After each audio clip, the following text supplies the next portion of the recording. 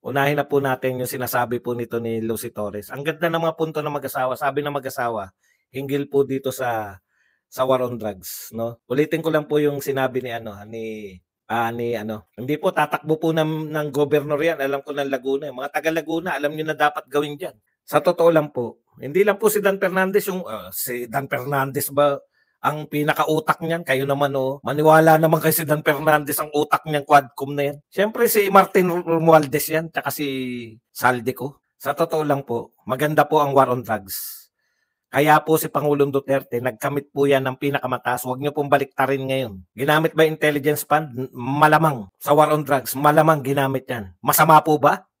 Masama na po ba ngayon? Pinasama nyo na kagad? Isang presidente lang po, masama na ngayon. Ano po ang mabuti? Hayaan lang yung mga drogista. Hayaan lang manalasa yung droga sa Pilipinas. Yan ang mabuti. Katulad ngayon. Meron po talaga tayong war on drugs? Tokis lang po yan. Ano sabi ni Richard Gomez? Imposible, sasabihin mo. Sumuko na kayo na walang barilan. Huwag na kayong magbenta ng droga, ng tokis lang. Pucha, kahit siguro pinakabobong tao, hindi maniniwala sa inyo na tinotokis nyo lang. Drug Lord, pwede ba huwag ka magbenta? Sige po, nagdadaan naman kami sa pakiusap. Drug Lord, wala na magbibenta ngayon ha. Sige, mahal na Pangulo, opo. Hindi na po kami magbibenta. Ano gagawin nila? Paano sila kikita? Hindi ako makapaniwala na yung mga Pilipino mapapaniwala ninyo. Yan po ang malaking kalokohan. War on drugs na bloodless.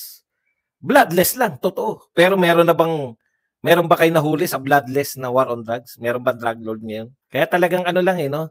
Correct, pamparte-parte lang yung utak ng presidente. Ano sabi ni Richard Gomez? Imposible yan. Hindi mo masasabihan yung mga drug lord, wag na kayo magbenta. Salitaan, huhulihin mo yan, magkakaputukan. Real talk po yan. Ngayon, bidang-bida na, pati yung mga kasabwat. Okay, isa pa po. Maganda rin yung sinabi ng asawa, si Lucy Gomez. Kasi mayor siya ngayon. Yan po ang masamang epekto. Kahit na ano pa po, eto real talk to.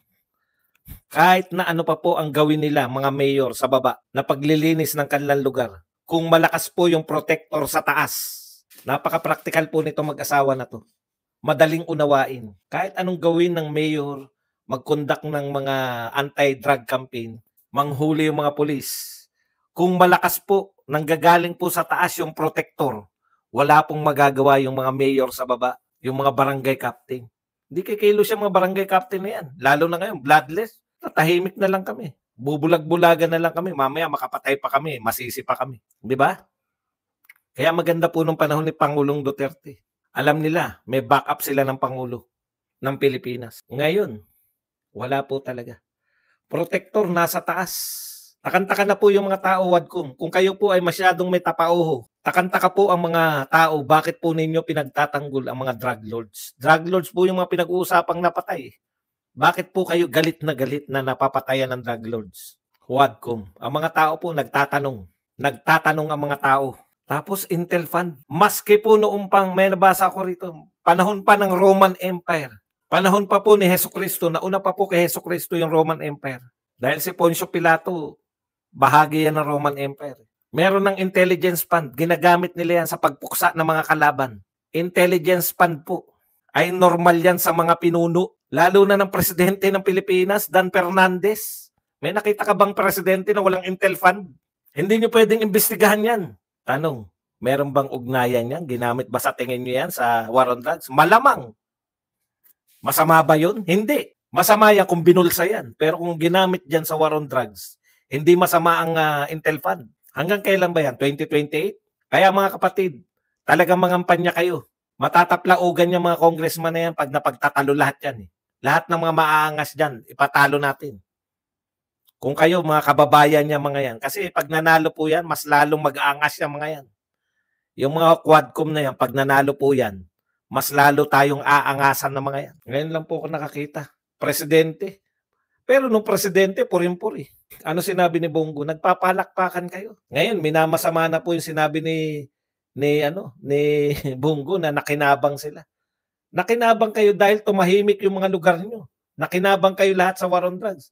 Automatic dito kay Llamas tsaka sa mga ignoranteng tao. Pag sinabing nakinabang, yung nakawan Hindi ba pwedeng nakinabang dahil yung lugar ninyo ay tahimik sa war on drugs? Nakinabang kayo? Yun ang ibig sabihin.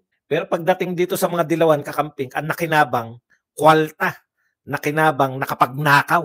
Eh, utak talaga mga magnanakaw eh.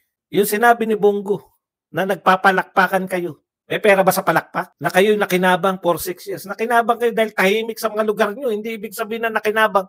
Sabi ng mga dilawan, ha, ipaliwanag mo yung Bongo, yung ibig sabihin mo na nakinabang. Putang nakinabang sa kanila, nakapagnakaw ng pera yung mga to. Ganyan talaga pag utak magnanakaw eh. Ay nakinabang, ha? Magkano nakinabang?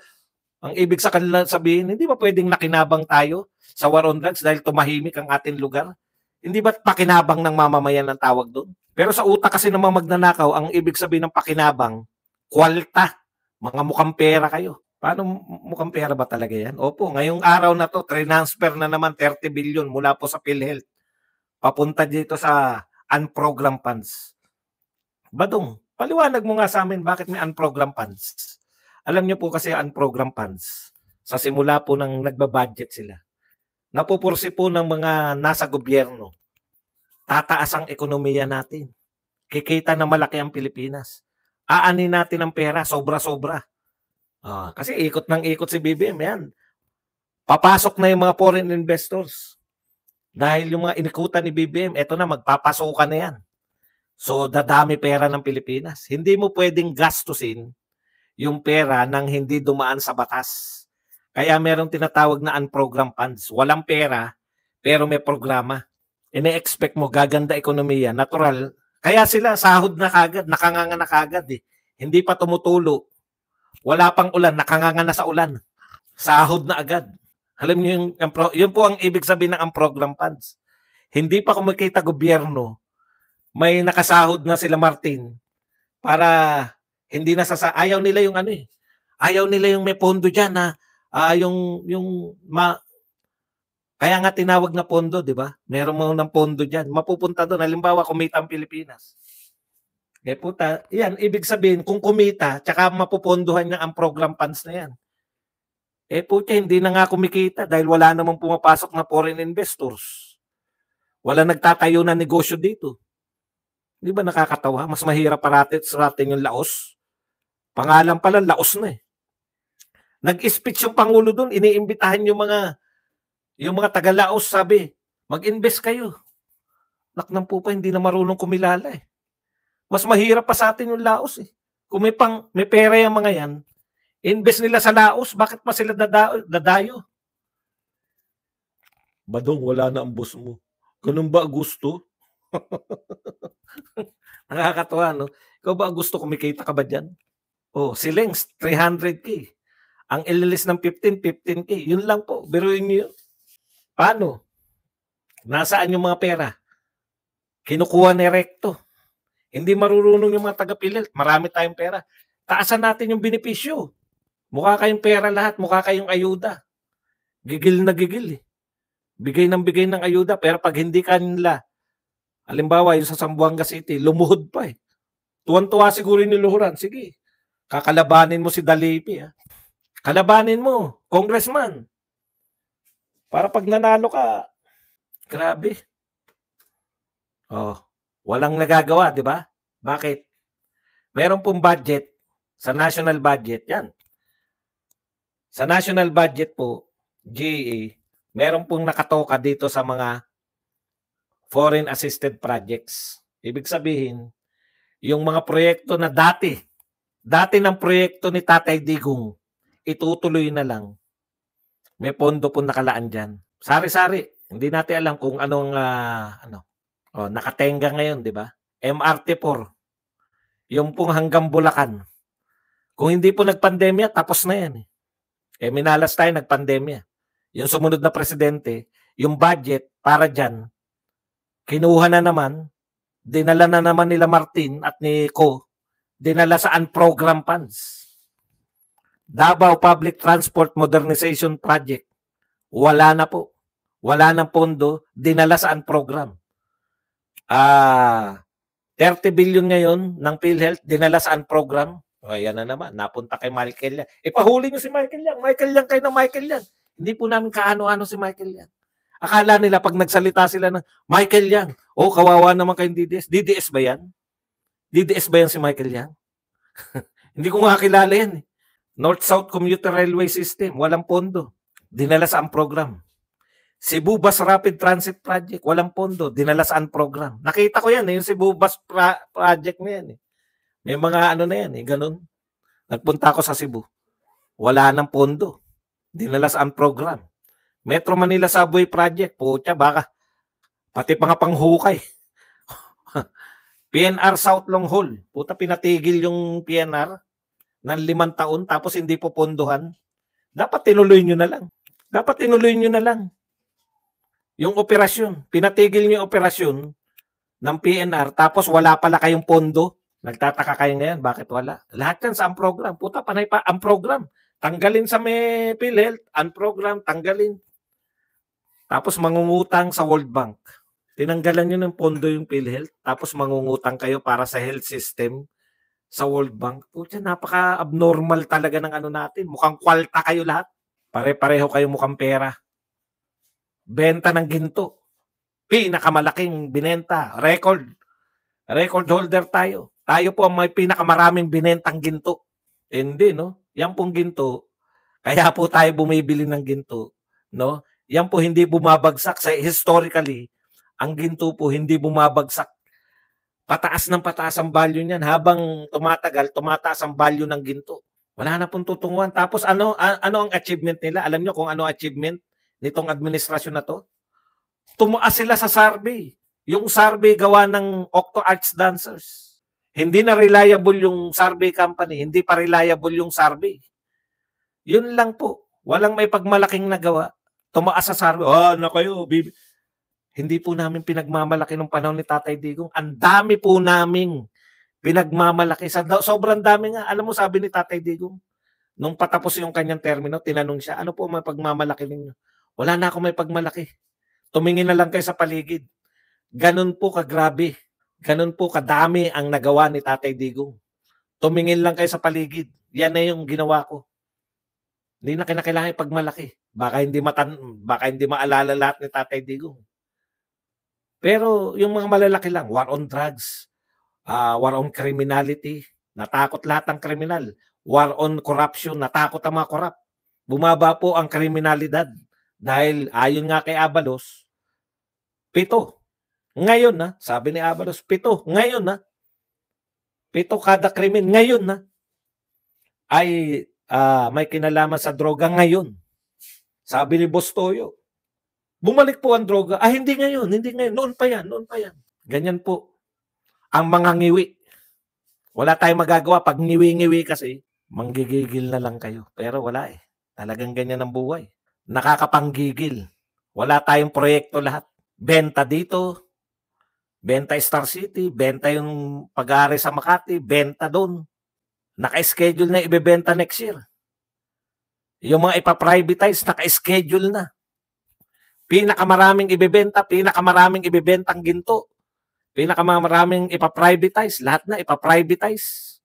Saan ka nakakita, no? Palpak na magtrabaho, prenemyuhan pa. Imbis na tanggalin. Pag meron kang palpak na tauhan, tanggalin mo sa pwesto. Hindi. Hindi nyo ba maayos yung operasyon ng airport? Hindi namin maayos eh. Dati namang maayos yan. Iba noon eh. Magaling si Tugadi. Hindi naman ako magaling eh. Hindi ka ba magaling?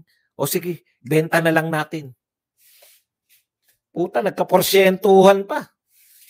Imbis na matanggal sa puwento, nagka-porsyento. Binenta. Lahat ng palpak na patakbo, ibebenta na lang. Anong gagawin natin mga mamamayang Pilipino? Manggigil na lang. Pero bumoto tayo sa 2015. Iboto natin lahat ng mga tao ni Rodrigo. Huwag nating iboboto lahat ng tao nito. Kahit sabihin nila na ano kami, independent kami. Independent, nilagay pangalan mo dun. Pati kami binobolan nyo. Pwede ba? Hindi mo alam, nilagay ang pangalan. Yung nagsasalita po, independent sila at hindi nila alam. Hindi nyo pala alam. Tanggalin na rin namin kayo. Huwag po natin sila iboto. Yung 12 na yan. Straight po natin yung mga Tatay Digong. Yan lang po ang bawi natin. Kasi po, ganito po mangyayari. Ganito na kalakaran. Akala nila, hawak nila media, akala nila, oh, napapaniwala natin yung tao. Tumataas si BBM sa survey na ginawa natin.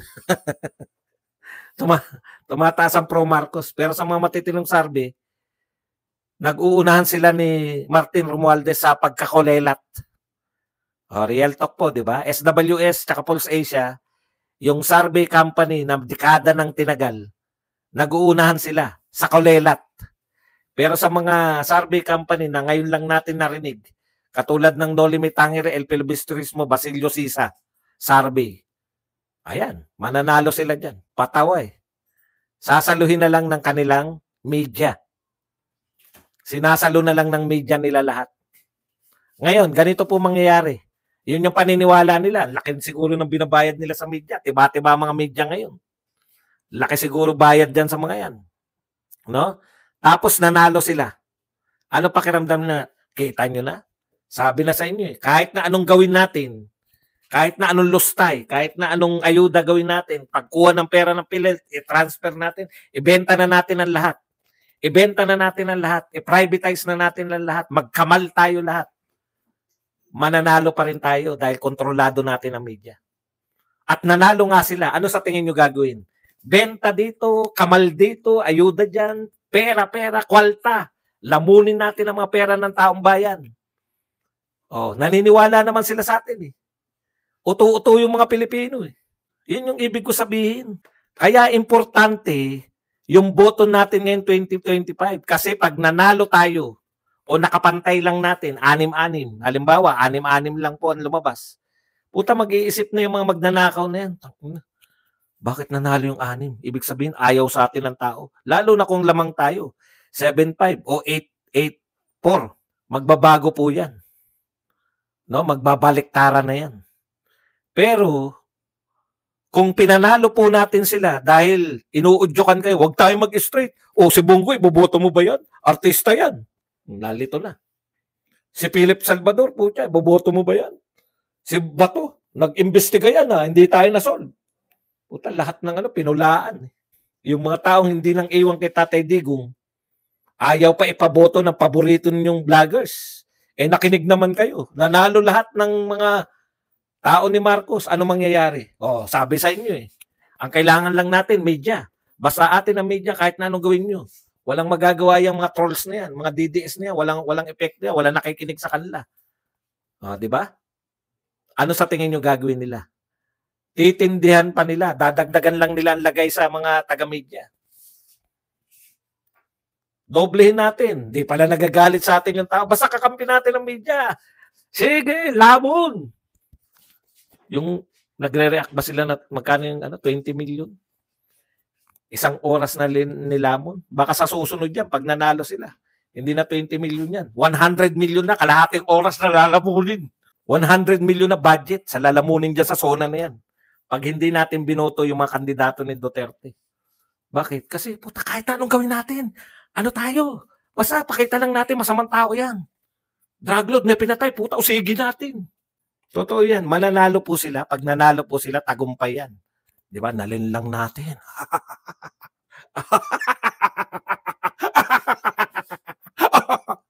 Para ko nung nakinikinita pag nag-usap yung mga demonyo. May gawin po tayo. Hindi po yung mga panawagan na walang katuturan. Magrally tayo. Wag tayo. May panahon po pagrarally. Dami nga namin. 1,000. Sa tingin nyo ba, people power na 1,000? Manood tayo. Ay, manood tayo. Nabasa ko manood. Mag-ano po tayo? Tayo po ay bumoto. Iboto natin yung mga Duterte. Kasi yung impact po nun, magbabago po yan. Hala, galit na sa atin yung mamamayan. Bakit hindi tayo binoto? Real talk po yan. Madali magnakaw, boss, basta ayudan sistema, boss. Solid pa rin po ang Davao kay Tatay Digong. Hindi naman po Davao lang yung dapat natin tignan. Buong Pilipinas po. Ang labanan po buong Pilipinas. Kaya hindi po, alam po namin mananalo sa Davao yung mga Duterte. Pero ito po, buong Pilipinas po na laban to. Iboto po natin lahat ng Duterte. Hindi po yung Pandabaw lang. Yung buong Pilipinas na straight kasi po, pag pinalusot uli natin sila, ano po ang tendency niyan? Gagrabihan pa nila yan. Kasi sinasagad na tayo eh. Palabasin lang natin masasama ang Duterte.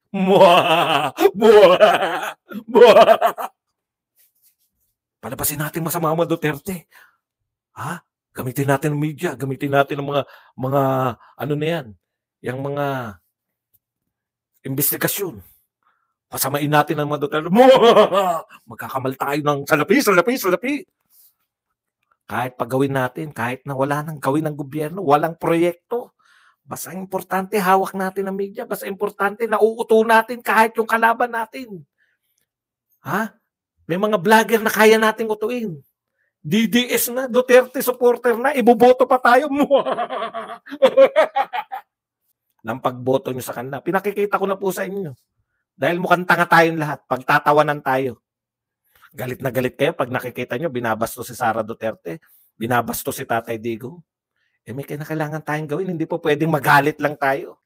Mabuhay po ang mga mamamayang naniniwala at nagsusulong, no, ng mga anti-war ay ng mga pakikipaglaban. Tuloy-tuloy po natin yung mga pinaglalaban ni Tatay Digong laban sa droga.